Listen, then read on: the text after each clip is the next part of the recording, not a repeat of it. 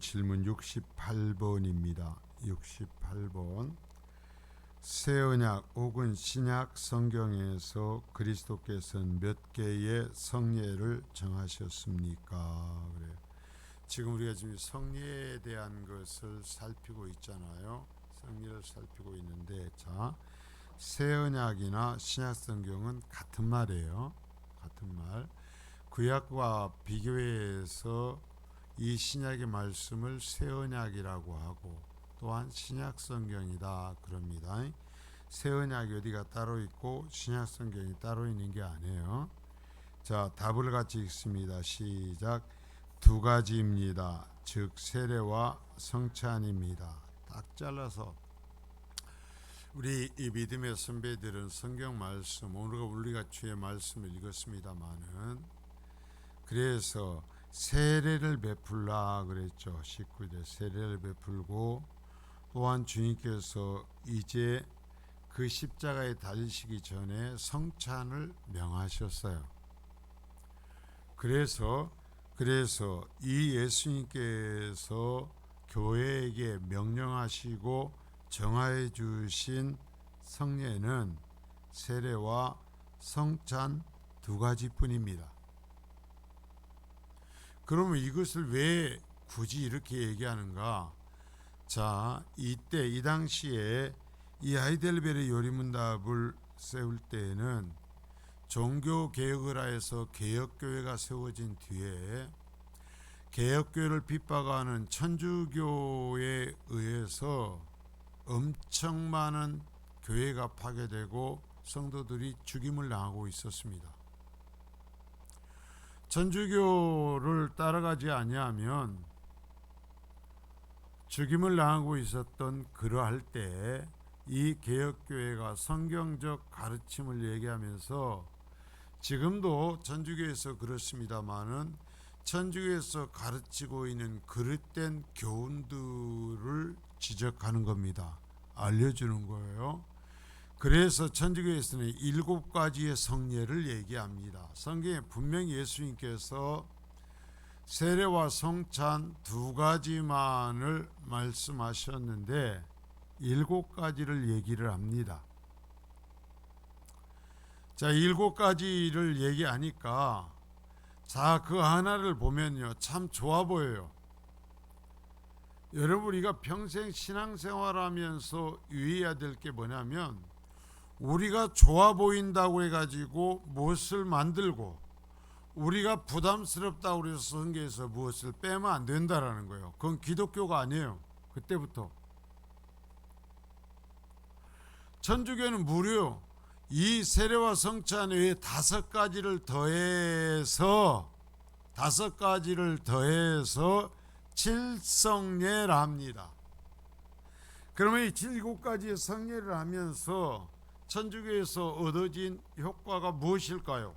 우리가 살펴보면 알겠습니다마는 이 칠성례를 통해서 얻어진 천주교가 얻은 건 뭐냐면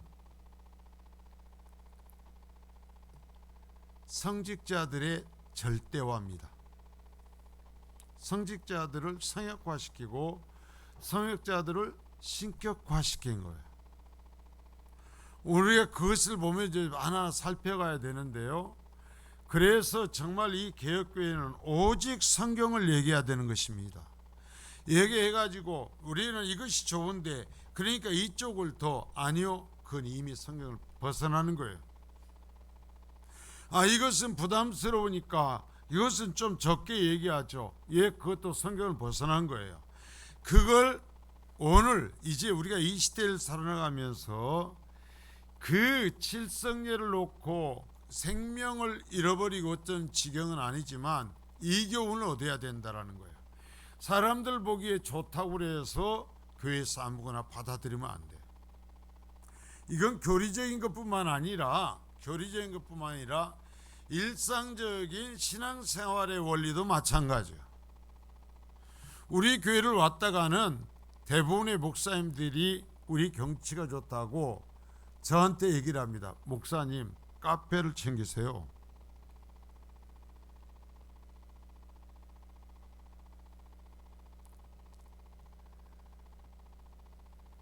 예배당에다가 카페 챙기는 것이 성경에 나와요, 안 나와요?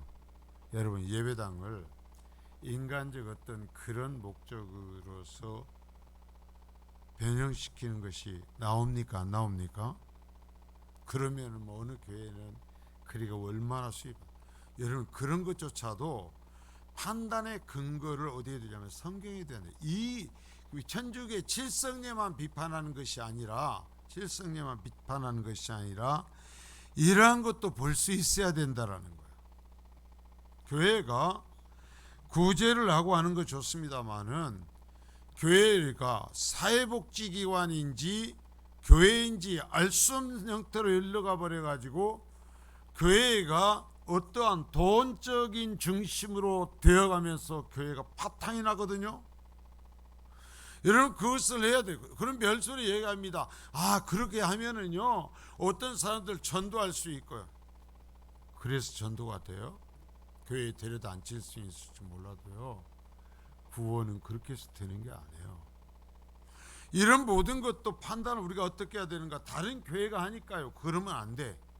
성경에서 말씀하신 교훈을 따라서 이런 것을 우리가 적용해야 되는지 해서는 안 되는지를 판단해야 되는 거예요. 그것을 여기에서 오늘 교훈으로 얻으실 수 있기를 바라는 겁니다. 자, 그래서 두 가지 세례와 성찬뿐입니다. 그랬어요. 1번요. 옛 언약에서의 다양한 모형들. 옛 언약은 구약입니다. 구약은, 자, 쉽게 그 생각하십시오. 구약에 있는 모든 것들은 예수 그리스도의 그림자입니다. 그림자. 예수 그리스도의 십자가의 그림자. 제사제도도 전부가 예수 그리스도의 십자가의 그림자예요. 유월절도 그림자예요. 절기들도 전부 다 예수 그리스도의 십자가의 그림자예요. 그러므로 예수 그리스도의 십자가 본질이 섰어요. 본체가 섰어요. 실체가 섰어요. 그러면 그 구약의 모든 모형들은 모두가 다 그 의미가 어디로 들어가 버린 거예요? 예수 그리스도 십자가 안에 성취가 된 겁니다. 그러면 이제 예수 그리스도의 십자가를 통해서 우리는 구약의 이 모든 것들을, 모형들을 해석해야 되는 겁니다. 그리고 그것들을 받아들여야 되는 겁니다. 이스라엘 백성들이 지켰던 그 모든 것들을 여러분 우리가 거저 버리고 매겨가는 것이 아니라 그리스도의 십자가를 통해서 그걸 보고 그걸 받아들이고 그걸 우리에게 적용하는 겁니다. 또한 예수 그리스도의 십자가를 통해서 주님께서 주님 직접 또는 사도들을 통해서 해석하고 가르쳐 주신 이 모든 것이 그리스도의 의존한 가르침이 되고 지식이 되어야 될 줄 믿습니다. 누가 뭐 어떤 신기한 것을 받고 신기한 해석을 가할지라도 그것이 예수 그리스도의 말씀과 십자가에 근거하지 않으면 그건 헛겁니다. 그건 따라가면 안 되는 것입니다. 이걸 분명히 하세요. 자, 그래서 옛 언약에서 다양한 모형들이 신약의 성례에 적용된다. 자, 십자가를 통해서 구약 시대에 있었던 이 모형 여러 가지가 세례와 성찬, 십자가를 통해서 세례와 성찬으로서 나타납니다. 자, 구약의 모든 여기에 있던 예식과 그 모형들은 결국 그리스도의 십자가 안에 성취되고 그것들은 세례와 성찬 안에 그 의미가 담기게 됩니다. 그러니까 이런 신학적 원리를 알면 성경 해석이 참 명료해집니다. 명료해지는데 이러한 원리를 따르지 아니하면 이제 막 정말 신통방통한 궤변들이 나오기 시작하는 겁니다. 그게 이단들이죠. 예수 그리스도를 통하지 않아 가지고 나오는 말 어떤 한 구절을 갖고서 예수 그리스도와 상관없이 지가 하나님이 되기도 하고요, 지가 재림 예수가 되기도 하는 것입니다. 이게 다 뭐예요? 이런 배경을, 신학적인 토대를 이해하지 못해서 오는 거예요. 그래서 홍해바다를 건넌 일과 구름기둥, 이 모든 게 전부 다 예수 그리스도의 십자가, 그리고 신약 성경에서 얘기할 때 그것이 세례를 받는 일, 그런 것들로 많이 이제는 설명을 합니다. 그리고 만나와 바위에서 물이 나온 것들, 이것이 고린도 10장에서 그리스도는 바위로 비유되고 있고, 물론 영적인 의미에서, 그래서 그리스도에서 영원한 생수가 나온다 라는 그 의미로 이야기를 한다라는 얘기죠. 자, 옛 언약에서는 새 언약에서처럼 오직 두 개의 성례가 있다. 자, 구약에 두 개의 성례를 얘기합니다. 피를 흘리는 두 개의 성례인데, 할례와 유월절 제사다. 자, 구약의 성례 두 가지, 구약의 성례는 다 피를 흘리는 거예요. 결국 예수 그리스도 십자가로 연결이 되는 거예요. 그래서 피를 흘리는 두 가지 성례인데 할례와 유월절 제사다. 물론 할례와 유월절 제사는 임시적인 성격이다. 그렇죠? 본체인 그리스도 오기 전까지 할례는 하나님의 언약으로 받아들여진 것을 나타내. 자, 받아들여진, 그걸 잘 표시하십시오. 내가 그 안에 들어간 것이 아니에요. 받아들여진, 이 말이 2번의 세 번째 줄 앞에다 하나님의 언약 안에 받아들여진. 자, 그래서 신학은 말이죠, 용어 하나, 단어 하나가 아주 중요한 겁니다. 여기에서 받아들여진, 그래서 할례는 하나님의 언약으로 받아들여진 것을 나타내며, 자, 여기서 아브라함의 자손이고, 그래서 하나님께서 이스라엘 백성과 아브라함과 맺으신 그 언약 안에 하나님의 선민이 되었다는 증거로서 할례를 행했죠. 할례를 행했어요. 자, 그래서 나타내셨어요. 그 심령이 정화된 것, 결국 우리가 신약에서 말하는 중생, 그렇게 함으로써 하나님 앞에 받아들여서 하나님의 선민이 되었다, 거룩한 백성이 되었다. 이것을 여기서 정화된 것으로 말을 하고 있어요. 초점을 두고 있다. 이것은 오직 한 번 행한다. 자, 할례는 한 번만 하죠. 그러면서 그 당시에 이 남성들에게 행함으로써 여성들이, 가족이 같이 하나님의 선민이 되는 그 의미를 나타냈죠. 물론. 자, 그래서 유월절 제사는, 그러면 유월절 제사는 어린 양의 피를 통한 구속을 나타낸다. 잘 아시죠, 여러분? 이제 뭐 수도 없이 얘기했으니까. 유월절, 하나님께서 이스라엘 백성을 애굽에서 이끌어내실 때, 자, 이끌어내는데요, 이끌어내놓고 유월절 이 피를 흘리게 합니까? 이끌어내시기 전에 유월절 피를 흘리게 합니까? 그러면 그런 것이 하나하나가 중요해요. 어느 시점에 하는가라는 건 중요한 거예요. 뭐냐면 하나님 앞에서 언약의 백성이 되고 하나님이 정하신 규례 안에 들어온 자들을 하나님이 끌고 가시는 것입니다. 자, 교회도 마찬가지예요. 교회도 하나님의 은혜를 입고 하나님 예수 그리스도의 피를 통해서 죄상을 받는, 세례를 받은 그들이 교회의 구성원이 되는 것입니다. 그래서 세례라는 예식을 통해서 공적 구성원이 된 것을 확인하는 거죠. 자, 유월절도 분명히 마찬가지입니다. 여기서 어린 양의 피를 통한 구속인데, 그래서 그 피를 짐승을 죽여서 문설주에 발랐다라는 것은 무슨 얘기냐? 이 집에 주님이 말씀하신 장자와 첫꽃 짐승이 죽었다라는 거예요. 죽었습니다. 죽음이 일어난 거예요.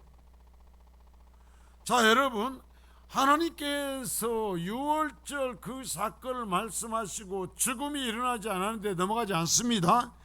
반드시 죽음이 일어나야 되는 거예요. 그러는데 장자와 젖꽃들이 죽어버리면 구원하시는 의미가 없잖아요. 그러니까 어떻게 대신한 거예요? 짐승으로서 대신하게 한 거죠. 죽어야 돼. 죽어서 죽은 증거를, 죽음의 사건이 일어난 증거를 자기들의 집 문 앞에 하나님의 명하신 대로 표시하는 거예요. 여러분, 지 멋대로 지가 할 때 싶어 해가지고 피 발렸다고 그래가지고 그 선택받은 구원받은 백성이 되는 게 아니에요. 하나님이 정하신 때, 하나님이 명하신 방법에 따라서 죽음이 일어나고, 죽음이 일어난 증거로서 피를 바를 때 하나님께서 거기에 장자가 죽고 젖꽃이 죽은 것으로 인정하고 넘어가는 겁니다. 자, 그래서 나중에 하나님께서 이스라엘 백성들을 계수할 때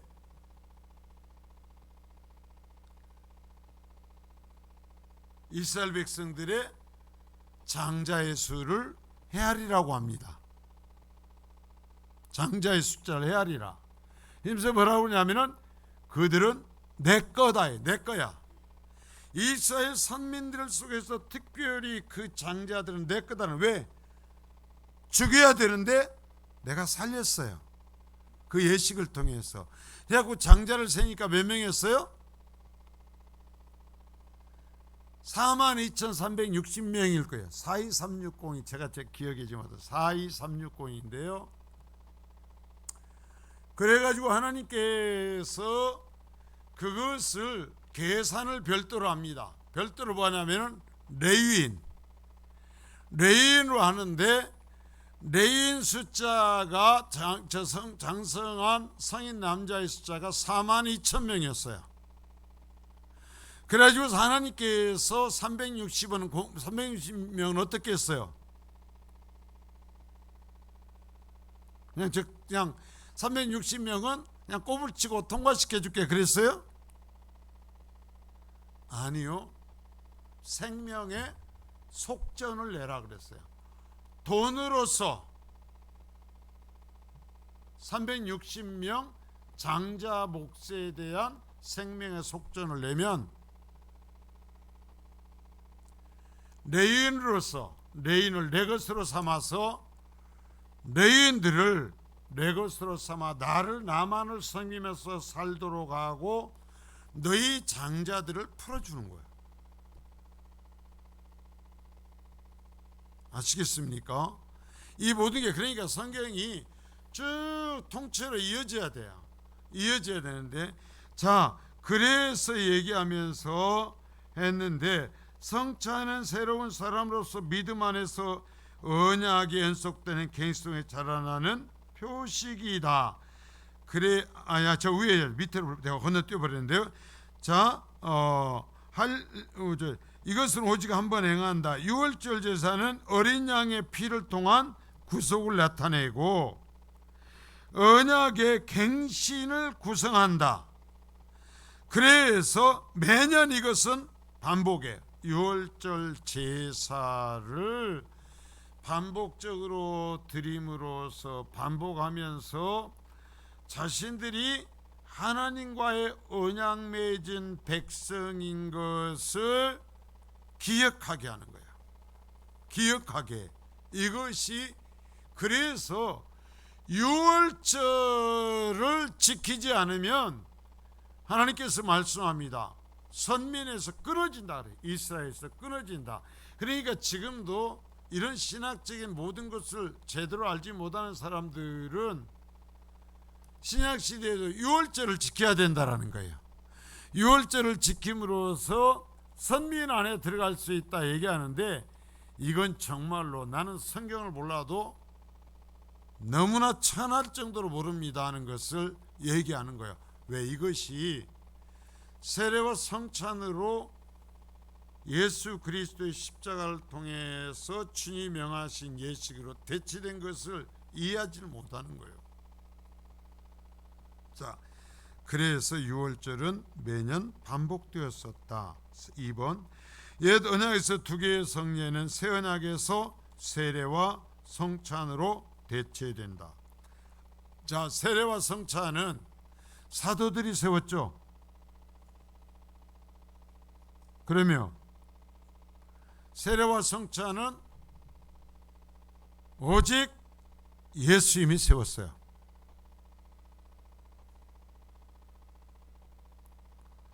당신이 십자가 안에서 이루신 구원의 은혜를 우리가 누리고 확인하면서 살 수 있도록 세례와 성찬을 예수님께 직접 제정하셨습니다. 자, 새 언약에서의 세례는 중보의 보증이며 하나님의 언약 안에 받아들여진, 자, 할례를 할 때 하나님의 언약으로 받아들여진 그랬죠. 세례도 중생의 보증이며 하나님의 언약 안에 받아들여진 것을 나타낸다. 그래서 오직 한 번 행한다. 자, 여러분 보세요. 세례를 베풀므로써 구원에 들어갑니까? 앞에서도 얘기했어요. 자, 세례를 받는다고 다 구원받는 건 아니라고요.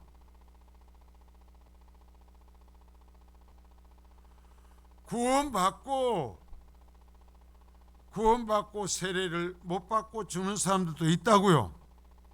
지금 우리 한재균 선교사님 오셨는데 애가 달아 죽어요. 지금 한자니아는 저 해변 경제적인 모든 것은 이슬람교도들이 잡고 있습니다. 이슬람교도들이 아라비아 반도 쪽에서 가깝기 때문에 그 해상무역, 아라비아 사람들이 해상무역을 많이 했지 않습니까? 알라딘 램프 뭐이기 때문에 지금까지도 그래가지고 그 탄자니아는 두 개의 공화국이 합해된 연합공화국인데 북쪽에 있는 해변 중심의 공화국은 완전히 이슬람사예요. 전적으로 이슬람사예요. 그러는데 그런 이슬람과 또는 천주교가 많습니다. 천주교가 많아가지고 그런 영향을 받고 지금까지 그 안에서 그 교회에서는 아무리 가르치고 도와주고 별의별 짓을 다 해도 세례를 누구한테 받느냐. 자, 천주교에서 신부를 뭐라고 불러요? 아빠예요. 아빠. 여러분 아십니까? 천주교에서는 신부를 아빠라고 해요. 아빠. 영적인 아버지, 아빠로 해요. 그래서 누가 세례를 주었느냐에 따라서 그 사람이 자신의 영적인 아빠가 되는 거예요. 그래서 자신을 아무리 처음부터 해주고 도와주고 무슨 짓을 했어도 세례를 베푼 사람을 따라가 버리는 거예요. 왜? 그거 아빠니까. 그래갖고 지금 가서 20년, 25년, 그 30년 가까이 사역을 했는데 둘 다 목사님이 아니에요. 부인도 목사님이 아니고 왜냐하면 우리 합동직교단에 속해 있거든요. 그러니까 부인은 저보다 3년 선배예요. 신학대학원.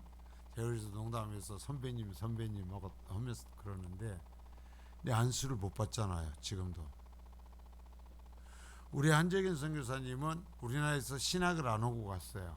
안 오고 가고 아프리카 현지에서 신학을 했어요. 현지에 신학을 해가지고 그 언어가 능숙해서 사실은 현지의 신학교에서 강의를 계속하고 있어요. 지금도. 여기서 간 우리 목사님들은 현지 그 신학교에서 현지인 신학교에서 강의하는 사람이 없대요. 그러는데 합동 측에서 신학을 안 했으니까 우리 GMS 합동 그 선교단체에 속해 있는데 거기에서 안수를 받으면 GMS에 축출이 되는 겁니다. 부인도 그렇고. 그리고 사실은 안수를 못 받고 있어요. 그러니까 하는 얘기가, 현지에 있는 목사님들한테 와서 세례를 해달라고 그러다가는 전부 다 이놈들이 다 따라 떠나볼 것 같고, 그래고 이제 와서 세례를 베풀어 줘야 된다라는 거예요. 한국에서 와서 그걸 가지고 지금 끙끙거리고 있습니다. 제가 한번 얘기는 내가 지금까지 답을 안 했어요. 비행기를 막 20시간도 넘게 타야 되죠. 아유, 막 제가 엄두도 안 나고 병적인 것도 그랬는데, 이번에 오면서 말을, 처음에는 목사님 와갖고 같이 들어가기로 했는데 말을 못 하고 있는 거예요. 말을 못 하고 있어갖고 저도 그 다음에 말 안 하고 있는데, 자, 여기에서 이제 여기 할례입니다. 여기에서 와서, 자, 세례라는 것은 하나님의 언약 안에 받아들여진 것을 나타내서 오직 한 번 행하죠. 내가 받아들여졌다라는 것, 그것을 내 믿음으로 고백하고, 교회가 하나님께서 당신의 믿음을 볼 때 정말 당신은 하나님 앞에 은혜로 받아들여진 사람이다라는 것을 확정해 주는 것이 세례죠. 그러니까 몇 번 해요? 한 번 하죠. 그래서 오직 한 번 행한다. 그런데 성찬은 새로운 사람으로서 믿음 안에서 연하게 연속되는 갱신 속에서 자라나는 표식이다. 그러니까 유월절 제사와 같은 것이기 때문에 이것은 모일 때마다 행하라 그랬어요, 주님께서. 그래서 우리가 주님 앞에 갈 때까지 성찬식은 하는 겁니다. 자, 이 두 성례는 그리스도께서 제정하셨다. 그러니까 자, 여러분, 할례는 신약에 뭐가 똑같다고요? 세례. 그리고 유월절 제사는 뭐하고 같아요? 성찬하고 같다. 그러니까 두 개의 의미를, 자, 성찬의 의미를 더 잘 되새겨 보기 위해서는 구약에 뭘로 쫓아가 보면 돼요? 유월절 제사로 가보면 되고, 세례의 의미를 더 잘 알아보기 위해서는 뭘로 가면 되는 거예요? 할례로 가보면 된다라는 거예요. 근데 할례의 의미를 더 잘 알려면 역시 세례로 오면 되고, 유월절 제사의 의미를 또 영적으로 깊이 알려면 뭘로 친하게 뭘로 찾아오면 돼요? 성찬으로 오면 된다 하는 말씀입니다.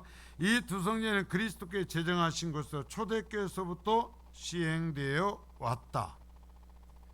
초대교회에서도 지금까지 똑같습니다. 그러니까 이것을 성경에서 말씀하신 대로 행하지 않으면 바른 교회도 아니다. 행하지 않으면 바른 교회요, 아니요? 아니요. 뭐 이것 외에 주님께서 두 가지만 제정했는데 사람들이 보기에 좋아 보여서 다른 것을 더하면 바른 교회도 아니다. 아니다. 자, 이걸 명확히 알고 가자라는 얘기예요. 이게 중요해요. 그리스도께는 지상에서의 구속사에게 마지막 시점에 이르러 제정하셨다. 주의 성찬은 자신이 십자가에 달려 죽으시기 직전에 정하셨고, 세례는 하늘로 돌아가시기 직전에 정하셨다라고 얘기를 하고 있죠. 오늘 우리가 읽었던 본문에서 봤었습니다. 자, 이제 그러니까 십자가 사건을 앞에 전후하면서 이 두 가지의 은혜의 어떠한 이 의식을 우리에게 주님이 정해서 알려주신 겁니다. 자, 이제 로마 가톨릭의 오류를 이제 얘기합니다. 제가 분명히 얘기했어요. 이 두 가지 중에 하나를 하지 않으면 바른 교회도 아니다. 그러면 이 두 가지에 다른 것을 더하면 바른 교회도 아니다? 아니다. 근데 더한 데가 있다 없다? 있다. 자, 여기서 한번 물어보겠어요. 전주교에서는 성찬식을 할 때 떡과 잔을 다 주죠. 그러면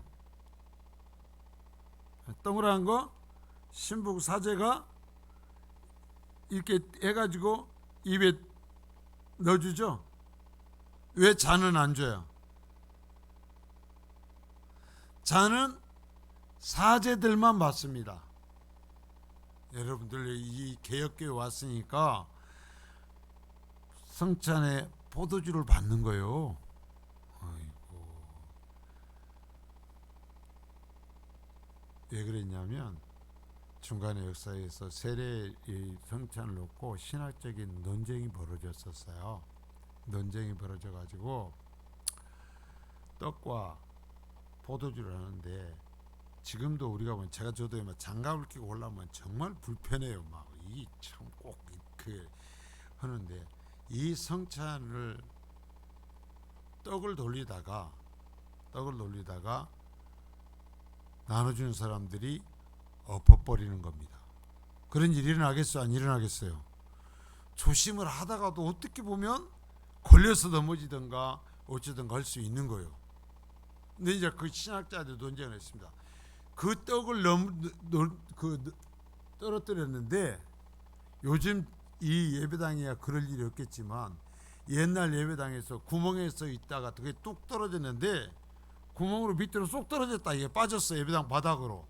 근데 밑에 누가 있어? 쥐가 있다가 그 떡을 주워 먹으면 쥐가 구원받냐 못 받냐 그걸 갖고 싸웠어요. 진짜 그냥 농담이 아니고.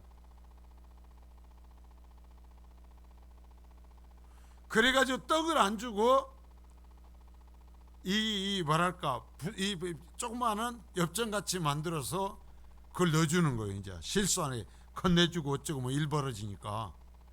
잔은 어쩌는 거예요? 이건 정말 잘 엎는 겁니다.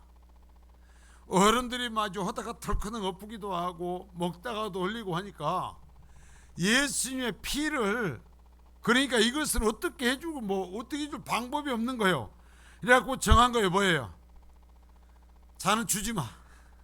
이건 대책이 없다. 너무나 일이 자주 벌어지니까 이건 주지 마라 정한 거예요. 이게 역사에서요 얼마나 많은 싸움을 했는지 몰라요. 참 싸울 것도. 근데 교회가 그래. 이번 노예수도 보니까 그럽디다. 자, 로마 가톨릭 교회는 성례가 7가지요. 7가지. 자, 영세, 성체성사, 자, 그리고 견진성사, 고해성사, 결혼성사, 성품성사, 종유성사. 뭔 말이요? 영세는 그냥 우리 쉽게 말하면 세례예요. 세례. 자, 성체성사는 우리의 그 성찬식이라고 생각하면 됩니다.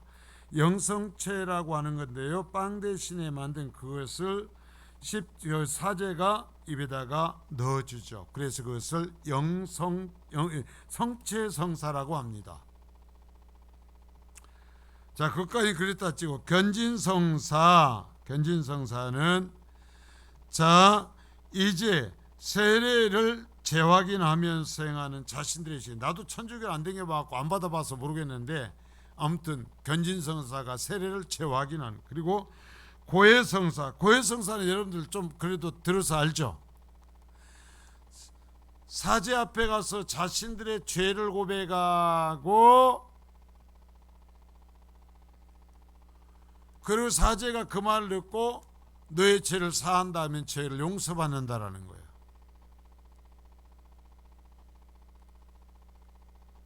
여러분, 사람이 그 사람의 죄를 용서해 줄 수 있어요, 없어요? 없어요. 그러니까 자 보십시오. 이렇게 사제가 그 사람의 죄를 고백을 받고 죄를 용서해 줄 수 있으니까 사제의 신분이 어떻게 되는 거예요? 신적인 위치에 올라가는 겁니다. 절대적인. 죄를 인정해 줄 수도 있고, 죄를 용서해 줄 수도 있고 아닐 수도 있는 사람이 되는 거예요. 자, 결혼성사. 예, 결혼성사는 결혼을 얘기합니다. 그래서 천주교는 사제만 결혼을 침례 가능하고 사제가 결혼을 침례해야 결혼을 인정합니다. 결혼성사, 성품성사. 성품성사는 자, 여러분들과는 상관없어요. 이게 뭐냐면 사제를 세우는 성례예요. 사제를 세우는 성례. 종유성사, 이게 아주 중요한 겁니다. 또 종유성사가 뭘까요? 한 가지 남은 거, 죽을 때, 죽기 전에 사제가 예비해요. 그래서 미국 같은 나라에서는 우리가 신학 배울 때 그래요.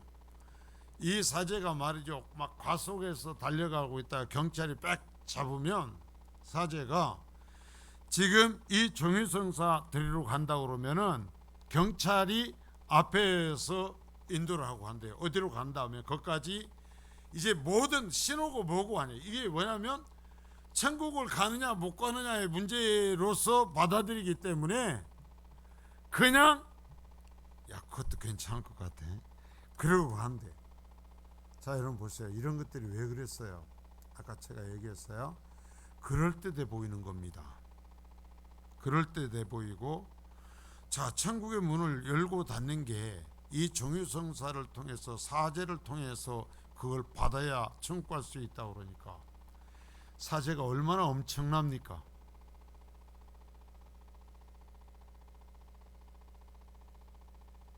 그래서요, 천주교에서는 감히 사제에게 반기를 들 수가 없어요.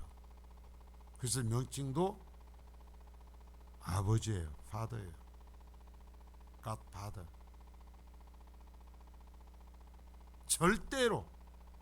절대로 어떠한 완전히 다릅니다. 신분이 달라요. 신분이.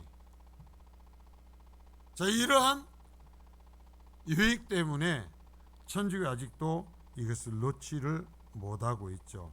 그래서 자, 여기에는 스스로 모순이 존재한다. 예를 들어 사제들은 결혼 성사를 받아야 안 받아요? 자기네들은 그것이 이렇게 중요한데 왜 여기에서 자기네들은 결혼 성사를 받지 않는 사람들이 됐냐고. 그리고 성체 성사에서는 사제 이외에는 포도주를 받지 못하고, 구원받은 백성이 받을 수 없다면 그것은 성례가 아닌 거다 이거죠. 예수님이 야, 흘릴까 싶으니까 자는 나만 마실게, 그리고 너희도 마신 것도 치자, 그러셨어요? 아니요. 자, 그리고 성직자와 평신도를 구별하는데 성례를 사용한다. 아까 얘기했죠. 그래서 이 7가지 성례 때문에 천주교 사제는 거의 신과 같은 존재가 돼요. 하나님의 말씀은 이러한 것들에 대해 증가하지 않는다. 더욱이 초대교회는 세례와 성찬 이외에 다른 성례를 시행하지 않았다. 자, 천주교도 초대교회에 뿌리를 두고 있는데 초대교회에 예수님 비롯한 사도들도 세례와 성찬 외에 이 5가지의 그 어떤 성례에도 말하고 있지 않아요. 말하고 있지 않아. 만일에 이거 성례를 해야 된다면 가르쳤을 것 아닙니까? 사도들이 이 나머지 5가지 성례에 대해서 하면서 이것들을 반드시 이렇게 행하도록 하라 했을 거 아니에요. 근데 신약성경 어디에도 예수의 말씀 안 하신 것뿐만 아니라 어디에도 나타나지 않는다. 자, 여러분 이제 다시 정리합니다. 자, 신약성경 새 언약에는 성례가 몇 가지가 있다? 2가지, 세례와 성찬. 이것은 누가 정한 거다? 예수님이 직접 정한 거다. 예수님이 직접 정한 거예요. 그러니까 나중에 종교회의에 의해서 교회가 이 외에 그 성례를 정할 수 있다 없다? 없어요. 예수님이 정한 거예요. 예수님이. 그래서 교회가 이것이 불편하다고 해서 세례와 성찬 중에 어떤 것을 하지 않으면 바른 교회도 아니다. 아니다. 그러면 이 2가지에 좋아 보여서 다른 것을 행한다면 그건 바른 교회다 아니다? 아니다. 이걸까지 같이 분명히 배우라는 거예요. 그래 마찬가지예요. 교회가 시대가 변하면서 이런저런 시류를 우리가 때로는 보고 적용하기도 하지만, 자, 하나님의 이 말씀 본질을 벗어나는 그 어떤 것도 교회에 더하면 안 된다라는 거예요. 더하면 안 된다. 이것을 우리가 이 성례를 배우면서도 함께 배워야 될 줄 믿습니다. 이게 그래서 왜 그걸 하니까 다른 교회는 좋고 전도도 되는 것 같던데요. 그러니까 물질적 수입도 되던데요. 그런 소리 하지 말라는 거예요. 하나님의 말씀에 따라 판단하시면 된다라는 겁니다. 거룩하신 주님 감사합니다.